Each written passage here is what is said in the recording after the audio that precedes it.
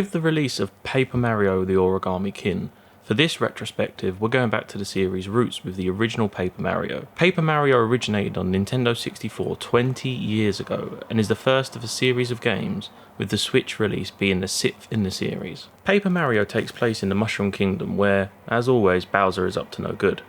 This time, Bowser and his assistant Kammy Koopa have got their hands on a Star Rod, which has given Bowser the power of invincibility. In order for Mario to defeat the evil duo, he must gather the power of 7 star spirits in order to defeat Bowser. However, they have all been turned into playing cards. The story unfolds in the form of a book, with each quest to save a star making up a chapter of the book. Players mainly take control of Mario, although Peach is playable between each chapter and aids Mario in various ways. The difference, however, between this game and other adventures the plucky Italian plumber embarks on is that Paper Mario is, for the most part, a turn-based RPG. Players directly control the lead character in a 3D world which has platforming elements, but rather than directly jumping on enemies or frying them with a fireball, players walk into enemies which kicks off a battle sequence. During the battle sequence, Mario and the enemies take turns trying to hit each other, with Mario using a combination of jumping or, if this is not possible, hitting them with his hammer. As with other RPG games, Mario has hit points as well as flower points, which are spent to use special abilities in battle.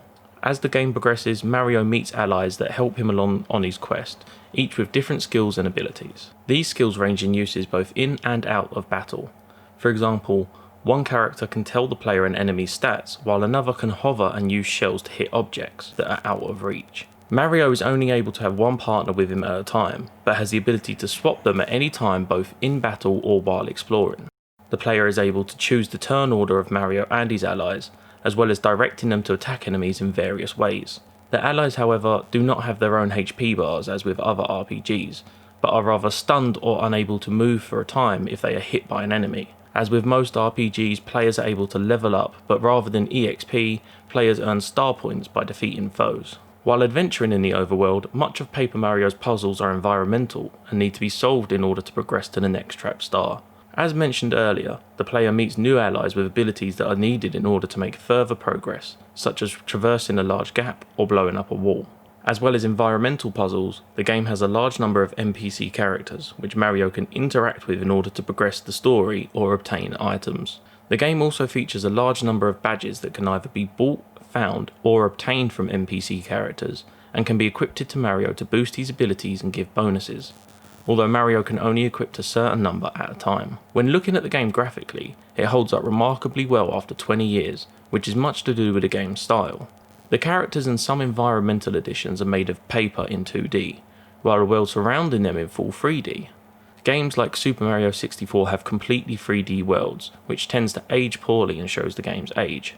Paper Mario, however, manages to look much less dated, as the bright cartoony nature of the characters, and things like bushes and trees, pop against the 3D surroundings. This means rather than focusing on the slightly jagged looking 3D platforms, the player's eye is drawn to the 2D visuals, and although the mix almost feels like it shouldn't work, it does to great effect. The addition of making a story into a book, combined with some amazing visuals based on the character's 2D nature, such as Mario falling from height and floating down like a leaf, means the game has managed to keep its charm over the last 2 decades. The same can be said for the music, which arguably Nintendo almost always gets right. Paper Mario is a charming game and plays as well now as it did back in 2000. The visuals, while not for everyone, are quirky, and the gameplay is both accessible for those who are not big on RPGs, but also has a fair level of depth for fans of the genre.